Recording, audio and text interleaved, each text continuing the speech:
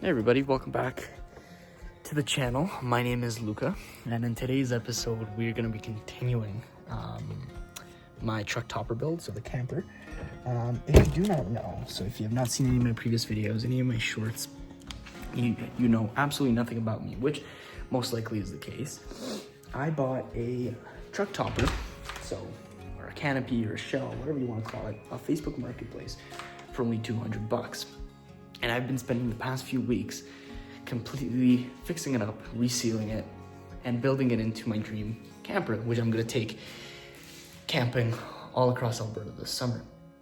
Now, in my previous videos, and if you haven't checked them out, go check them out, I have insulated it, resealed the windows, and carpet lined it. So the topper itself, well, it's done. It's completed, it's sealed, it's insulated, and it's ready to go onto the truck bed and be used as a camper. But obviously what is missing, because any truck camper has two parts, the topper, so what sits on top, but then the actual truck bed itself. And so what is missing, bear with me while I try to put my phone down. There we go. That level, kinda, yeah. So what is now missing is actually to insulate and water seal my truck bed, because that's all useless if you have water coming in and heat escaping and cold coming in, right, from the bed. All that is all useless. On top of that, also what we need to do, and what we're going to be doing in this video, is actually designing and building what is going to go inside. So what I'm going to sleep on, what I'm going to put my clothes on, what I'm going to put my feet on, how I'm going to insulate, all that kind of stuff. So that is what's going to happen in this video. Stick around, it's going to be a good one, and I hope you enjoy. So what we've got so far, and which I've started off camera, is my actual bed. I took the measurements of where I want it, and this is what came out. Mind you, I have zero woodworking experience. Like, I mean zero. I don't even have the proper tools. I've basically been cutting this wood with a steak knife. But this is my bed. This is what it's gonna look like. It'll hold me up. But it's pretty big, right? Like, as you can tell, it's a decent size. And instead of building sort of like a bed frame where I have a bunch of other pieces coming in here, first of all, that's expensive and that takes a long time. What I'm gonna do is, as you can probably tell, I've got a bunch of plywood. So that plywood, it's gonna go on top, cut out, and then just nailed onto it. Is it perfect? No. Is it something that I recommend everybody do? No. Will some woodworker watching this video absolutely cringe and hate me for it? Probably. Does it work for me? Yes. Does it hold my weight? Yes. Does it hold my mattress? Yes. So that's kind of it. Don't let people influence you a little bit too much. If it works and you like it and it looks good, you did it. That's it. You can always improve, but yeah. So today, let's go cut this plywood.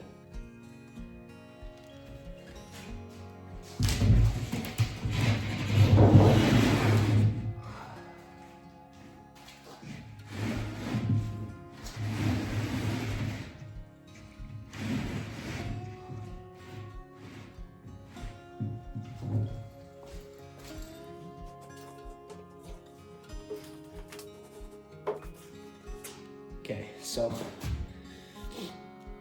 you can't really see the line, but I already measured it here, and this is how it's gonna sit on the bed. So now all we have to do is cut it, which is the worst part because I'm using a Sawzall. I don't have one of those nice, easy saws, but you know, we'll figure it out. I think what I'm gonna end up doing actually is nailing this down first, and then that way it's sort of solid, a solid base, to then really be able to cut it with a saw pretty easily. So at least a few. So let's start with that.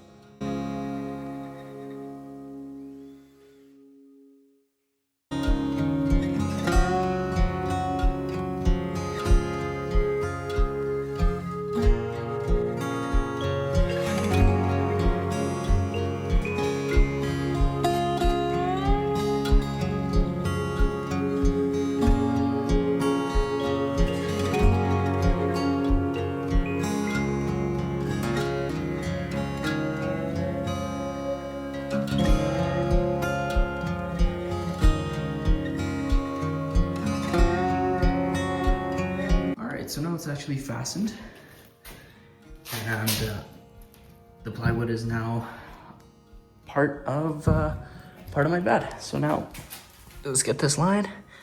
We'll cut it that way, and it's done.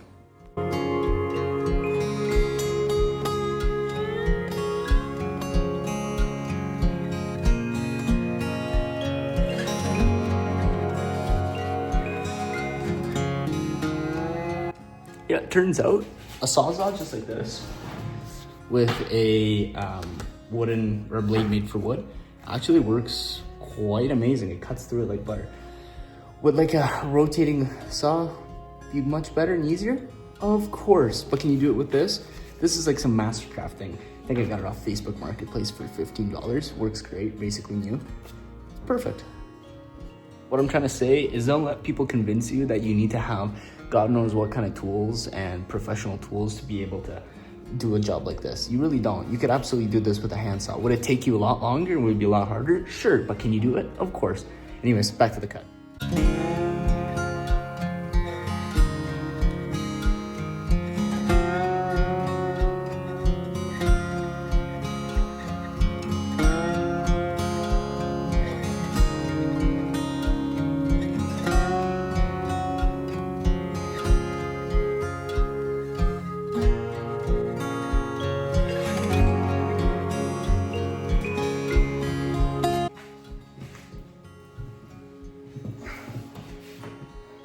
All that cracked my back in so many different ways.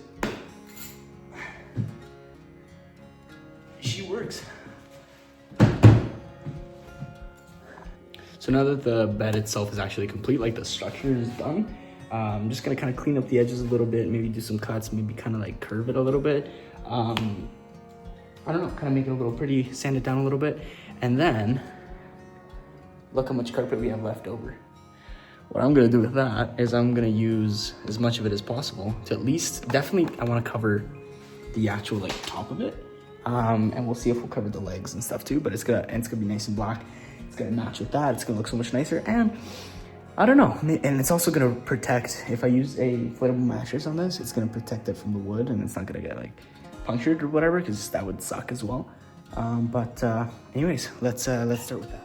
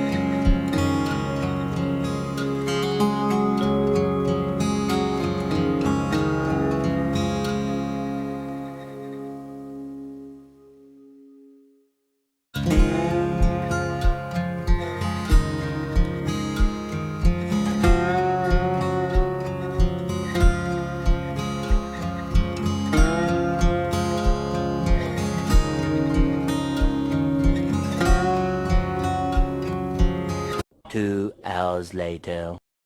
So this is the underside of it, right? When I pull it. And I've got some Reflectix left over.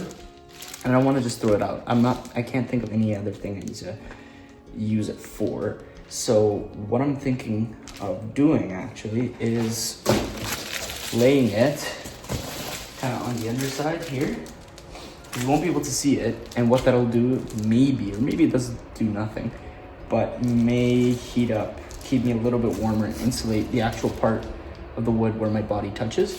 Because as you can see, like this is a decent amount here, you know. I could at least cover the part where my back and my head lay, right? Maybe it does nothing, maybe it does something. Either way, that is what I'm gonna do.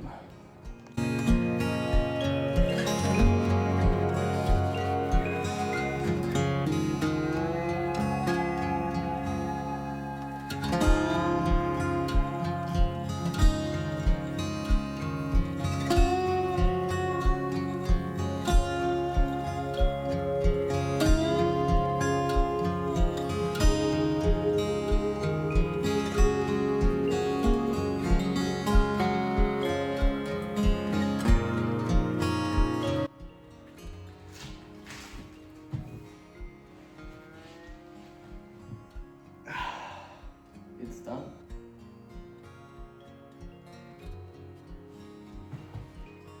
It's officially completed.